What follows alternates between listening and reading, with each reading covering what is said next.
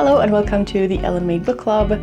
I recently went to Stockholm and today I want to show you all the books that I got. I took a taxi into the city center and initially I thought that I could just come back the next day if I needed more time. But in the end, and like the amount of hours that I had, like the amount of anxiety and stress and just like general state of mind that I was in, I decided that like, no, this is my day of book shopping, and so I'm doing the 3 stores today, and then tomorrow I'm just gonna read and relax, and then that's it. That's what I did, and I think that might have also affected some of my purchase decisions. There are no regrets yet, at least, but I think like if I would have, you know, checked all the prices super carefully and like been super critical and like researched all the books that I came across, I first of all would not be able to make decisions at all that day. And I don't think that I would have gone away with as many books as I did, because my mindset this day was more like, if it sounds intriguing and like the first page of it is good to read, and like if it's has something that I know that I want, I'm just gonna buy it. And I'm gonna, you know, apologize later to who, I don't know. Some of the books I recognized or like knew already that I was interested in, and others were more like a spontaneous purchase. I wouldn't say impulse buy, but like a spontaneous decision in the moment to get something that intrigued me. I will also say that I have already read 2 of these books and have started a 3rd, so I think that's pretty good. It's only been like a week since I got back. For the sake of having a complete list of all the books that I got in Stockholm, I will quickly include the 4 books that I showed in the blog, and I got these from like a Swedish bookstore chain.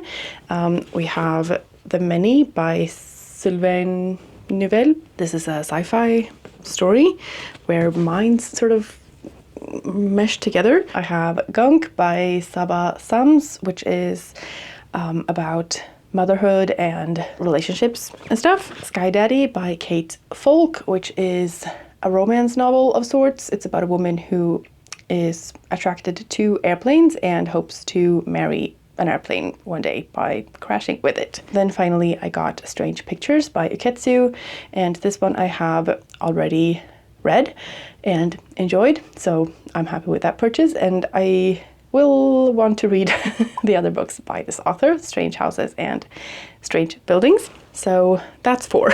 And then on my big book shopping day, the first store that I went to was the English bookshop, and I think I spent 3 hours in there just browsing, because their selection matched my taste very well. All books are in English, and they have lots of literary fiction, and they have classics and horror and fantasy and science fiction and non-fiction. Just a very interesting selection of books, lots of weird books and just books that I haven't seen anywhere else, and lots of like international authors. I didn't even realize that 3 hours had passed. I was just so in my world. I just overheard the staff talking about like when they were gonna like leave for the day, and then I just realized what time it was, and I'm like, okay, I have 2 more bookstores to get to today, so like I better get moving. I think I got 10 books maybe from this store, and so I just grabbed a bunch from my bag. The first one is The Last Dream by Pedro Almodovar, and this is translated from Spanish by Frank Wynn. Pedro Almodovar is a film director that I enjoy. I like his movies, and I had seen this book previously and had been intrigued, and so when I saw it I was just like, okay, that's for me. And this is a memoir of sorts, but it's not a memoir.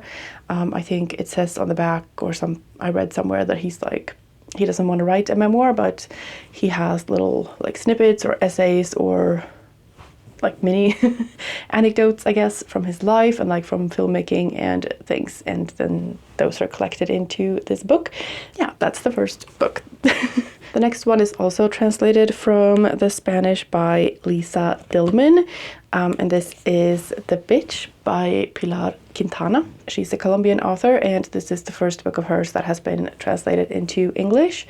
And the story is about a woman or a couple that are childless, and the woman is wanting to adopt an orphaned puppy, and the blurb on the back says the writing is beautiful and there's like storms, like weather storms and emotional storms, and that just sounded like something I would enjoy. It says it's a poignant exploration of the many meanings of motherhood and love. And then I got Push by Sapphire, which is the book that the movie Precious was based on or adapted from, and I have seen that, and so I know the story and how awful it is. I'm expecting the book to be worse, and like everyone that I have seen that have read this book have said that, so I sort of know what to expect, I think, but I'm still it's a little bit intimidating, and I think I'm going to be emotionally impacted by this book. It's about a 16-year-old Black girl who is illiterate and has never been out of Harlem, and she is pregnant by her father for the second time. And yeah, the next one was a little bit of a cover buy, but I have heard good things about this author, and the book is The Butcher of the Forest by Primi Mohammed. It says on the back that it's a fever dream of a fantasy novella. It's very short and very pretty, and it looks to be dark and creepy and fantasy and just intriguing. There is a foreign tyrant who lies in a wild forest and otherworldly creatures and dangerous magic, and that's pretty much all I need to know. And then, you know, paired with this cover and the title, The Butcher of the Forest, I'm intrigued. It's very pretty. I wanted it, and so I got it. This one is a book that I have been wanting to read for some time. It's Bad Habit by Alana S. Portero, translated from the Spanish by Mara Faye Letham. I think I have this on audio as well, but I wanted the physical copy and I liked the print of this one. It's set in 1980s Madrid. There's an unnamed young trans woman who grows up in a working class suburb that has no place for her. I've just heard really good things. It has very high ratings, and I don't know, I've heard good things. I want to read it, and so I got it. The next one is also translated from the Spanish. I think I have quite a few in this stack. This is Fever Dream by Samantha Schweblin, and this is translated by Megan McDowell. And this is an Argentinian author who now lives in Berlin, according to the information in this book. I have seen this book before. I have it on my want to read list, and so when I saw it I just decided to get it. I think the title says it all, but I'm gonna read the short little description on the back. Amanda knows she has to answer the questions. Lying feverish and unseeing in her hospital bed, she tries her best to account for how she came to be there. She remembers the lake, the house, and the strange woman next door with her unthinkable confession. She remembers the fear of losing her young daughter, Nina. Now she's alone and Nina is gone. At what moment did everything go dark? I want to read that. And then I have something a little bit more lighthearted. This is Spiraling by Cal Speet. And this is more of a contemporary novel, and I think it's going to be more on the relatable, funny side. Yes, it says funny, outrageous, and scarily relatable. Spiraling is a love letter to beautiful friendship groups and community. This follows a young man called Gabriel who is spiraling after the breakup with his boyfriend, and needs his friends to get through that, and being single, and yeah, just finding his way in life, I guess. The little tagline on the cover says, "No boyfriend, no job, no clue." This is also a little bit mixed media with like text messages with the friends, and it sounds like a fun time and I need some of that in my reading. So yeah, I'm really looking forward to this one. And then I have 4 more books from the English bookshop, all of which are short and have pink spines. The first one was a pretty spontaneous purchase. It's called The Revelry by Catherine Weber. My voice is kind of starting to give up on me because, of course, when I got back from Stockholm, I immediately was sick for a week, and so I'm still kind of recovering from that. So apologies for any coughing fits. This one, I'm not sure, I think it might be YA horror or thriller. It says 2 best friends, one night, a curse that will change everything, and there's like a forest, I think, and flowers on the cover. It just seemed like something I would enjoy. There is a mysterious end of year party in the woods, and then the best friend, and they come back weird, or one of them does, or I'm not really sure. It just sounds like a fun time, and I like books about female friendship and mysterious woods, apparently. And then I have an ice cold modern noir, which is called You Were Never Really Here by Jonathan Ains. And I had never heard of this one before. It's very short, and I think it's a thriller. Joe has witnessed things that cannot be erased. He is a former FBI agent and Marine, and his abusive childhood has left him damaged beyond repair. So he hides away, earning a living rescuing girls who have been kidnapped into the sex trade. Now he's been hired to save the daughter of a New York senator, held captive at a Manhattan brothel. But he's stumbled into a dangerous web of conspiracy, and he's about to pay the price. And then the quote that sort of convinced me to buy it says, achieves more than most crime novels 3 times the length. It's not a book that I would typically be drawn to, perhaps, but it has a lot of elements that I find intriguing, and I always am looking for really good thrillers that, are fast-paced and thrilling and not just like, boring. The next one is also a bit of a darker book.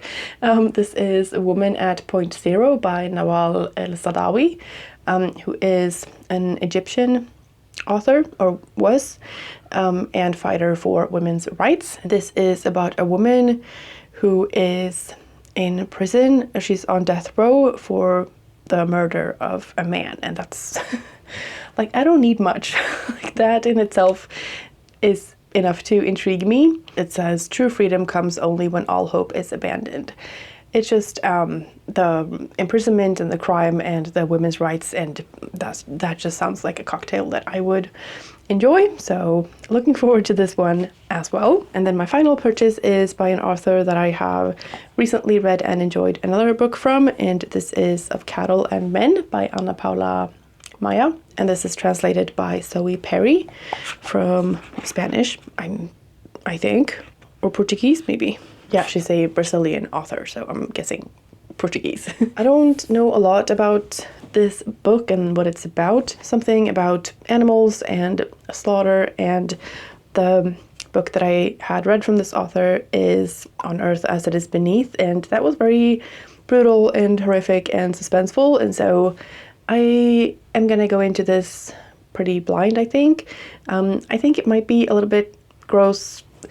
Like, slaughter is not something that I enjoy thinking about or reading about necessarily, but I am intrigued enough just based on the previous book, so I'm willing to take a chance on this one. So these are the 11 books that I got from the English bookshop, and very happy with all of them. My next stop was Söderbokhandeln, which is also called Hansson and Bruce, and I got my books in this cute little paperback. I got 4 books in this bookstore, and one I am already reading, so I guess let's start with that one. This is Travel Light by Naomi Mitchison, and this is apparently a classic, like a fantasy classic. It's quite short, which I always like. The cover is very pretty. I don't know if you can see the little metallic shiny things, and there's like a dragon and a girl riding on some kind of a horse, and there are fires and villages, and it just, I give that to me, please. I'm about to start part 2, so I'm about 50 pages in, and the book starts with this girl being born to like a king's ex or something, like the previous queen. Maybe it's his mother, I'm not really sure. There's a queen and she has a daughter, and the king and the new queen, they don't like that, and so they send this girl away, or they decide to get rid of her. So she grows up with bears, and then there are also dragons. It's very like sort of turning things on its head, and like the stereotype fairy tale where a princess is held captive by dragons, and then a prince has to come and rescue her, or a hero has to come and rescue her, but she's like on the dragon's side. So she's like, stupid heroes. It's just very cozy. I think it's sort of YA. It's not really a children's book, but it's like teenage audience, and yeah, I'm really enjoying it so far. It's kind of not slow, but it's like a little bit laid back, and so I've been needing some more fast-paced reads at the moment, but when I'm in the mood for something like a little bit slower and a little bit more like gentle, this is very cozy, and yeah, I'm taking my time with this one. And then the next one is also a short little book. This is Offenses by Constance Debré. This is translated by Jeffrey Zuckerman, I think from the French. The little blurb or tagline on the front says, "Is a criminal born or made?" And I think that's all I needed to see. The text is quite large, and so I think this is going to be a quick read, but it sounds like, you know, a thought experiment that I would enjoy. I have read other books with that kind of theme that I have enjoyed a lot, so yeah, this one had my name on it. In a housing project just outside of Paris, an unemployed young man kills an elderly woman for the sake of a 450 euro debt, centering on a perpetrator and a victim who remains nameless, who are nobodies but could be anybody. Offenses unfolds as an unrelenting parable that asks, is a criminal born or made? It's also based on a true story, apparently. So that's a book that I want to read. And then the next one is a bit of a weird one, I think. This is Eden's Shore by Oisin Fagan. I'm thinking that might be an Irish author, maybe. It says it's a historical novel, but it also sounds kind of wild. I'm not sure if this is like fantasy, if there's fantastical elements in this, or if it's strictly historical. Just weird. But it says, at the close of the 18th century, Angel Kelly, an Irishman, sets sail from Liverpool aboard the Atlas with the intention of creating a utopian commune in Brazil. That alone is interesting. But when a mutiny takes place aboard the ship, he finds himself stranded upon the coast of an unnamed Spanish colony in Latin America. In the aftermath, Kelly becomes unwittingly caught up in a series of deadly crises, culminating in displacement, rebellion, and a deadly game of cat and mouse between empires. I don't know what this is. The cover makes me think it's a bit of a weird one and a bit of an adventure, and it just sounded like a fun time, and so yeah. The final one that I got in Söderbokhandeln is a book that I think is, or like have later learned is part of a series, and I think this is like the third book in the series. This is The Mantis by Kotaro Isaka. What made me want to buy this is a quote on the back that says, showcases Isaka's Tarantino-esque blend of offbeat wit and stylized violence. I like Tarantino movies, and I want to read books that have that same vibe, so I was intrigued by that. I think this is part 3, like I said, and the first part is 3 Assassins, so I'm guessing I'm gonna have to get that and read that before I move on to this one. And it's translated from the Japanese by Sam Melissa. So that's my little stack from Söderbokhandeln, and then I went to one more bookstore, and that is the science fiction Bokhandeln. This is my little bag from there. I'm not a huge fantasy and science fiction reader, but there are a lot of stories that are very intriguing to me, and I am doing the Our Fantasy bingo this year for the first time, so I figured I should have some options. The first one that I recognized and knew that I wanted to get was Hecate by Nikita Gill, who is an Indian-Irish author, I think, and a poet. And this book is actually written in verse, so it's a very quick read, and this is another book that I have already read. I had the audio for this as well, so I immersion read it and loved it. It's a Greek mythology retelling, and it is a young adult one, but it didn't read that way to me. It also didn't read very like poem-like. It's not, you know, rhyming or anything. It's just, she narrates the audiobook herself, and when she reads it, it just sounds like regular prose, but it just probably has a good rhythm to it, and I feel like the words are thought through in a way that they might not be in regular prose, you know, because there's a certain line structure. I really enjoyed this, and I definitely want to read the next book that is coming out in this series, which is going to be about sticks. And this one is about Hecate, and this is a godling who is separated from her mother and put into the care of Hades and Styx in the underworld, and she is the goddess of necromancy and something else. So it's like afterlife and, you know, Greek mythology adventures. Another book that I recognized and decided to get is Homebound by Portia Elan. This is a sci-fi story that spans, I think, 600 years, and there's some kind of a video game aspect and like time travel, and I don't really know. I love the cover, and it sounds like a fun time. It's a coming out and coming of age story, a wild and precarious sea adventure, a space odyssey. As it slips through time, loss, creativity, found family, it journeys deep into humanity's future and capacity for love. It just sounds like it has a lot of elements that could be enjoyable. This also has a little bit of mixed media. I'm very excited to give this one a try. This could work for the one word title prompt on the fantasy bingo board, so why not? And the next one could also work for a one-word title for the bingo, and this one I had seen before, but I hadn't really researched what it was, and so I'm not sure if this is going to be for me. I like the cover and the premise sounded interesting, so I decided to get it, and then we'll see how I like it. But I decided to get Honeysuckle by Bar Friedman Tell. There's a quote somewhere that says it's a feminist Frankenstein with flowers. Again, I don't know what it is about these like mysterious woods and like natural like flowers and leaves and things. This is about a girl, I think, who is falling in love with some kind of a creature that is made from plants, but then like every fall she like deteriorates or something, and so she has to Frankenstein it somehow and like keep her lover alive.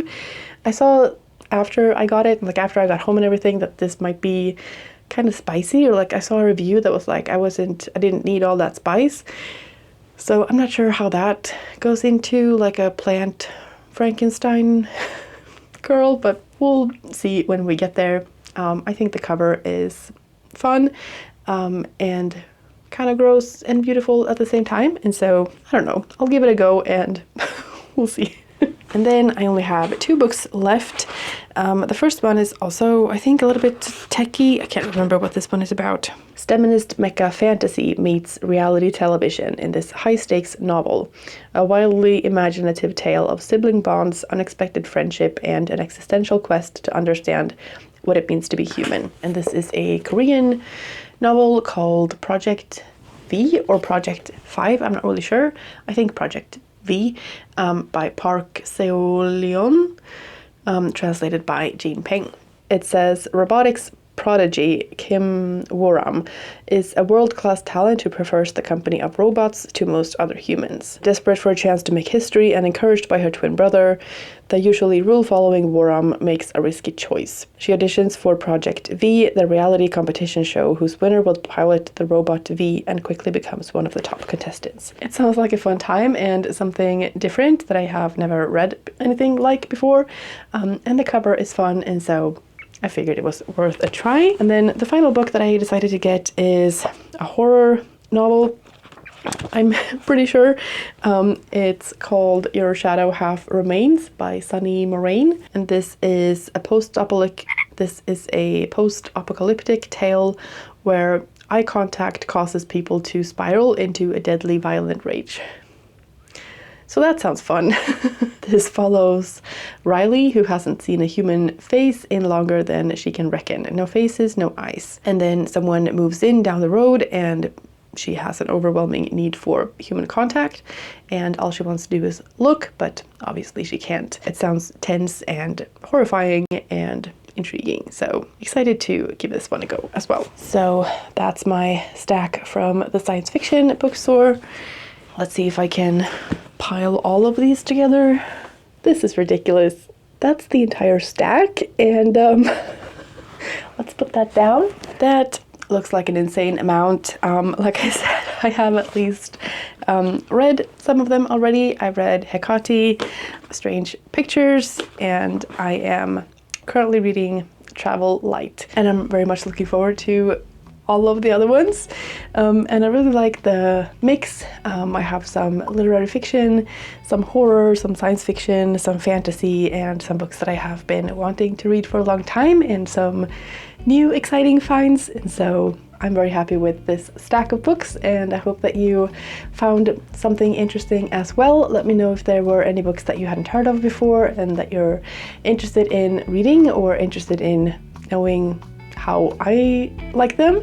I might say that this is going to be the last book haul you'll see from me for a while, but that is not the case because I have also gotten a lot of books from Blackwell's in the past few weeks, and I have a couple more coming throughout the summer as well. So maybe I'll do like smaller chunks, maybe like 10 at a time or something, because yeah, I've gotten a lot of new books lately, and I think I need to chill with the book buying for a while, but also like no regrets. Thank you so much for watching. I hope you're having a fantastic day, and I will see you in the next one.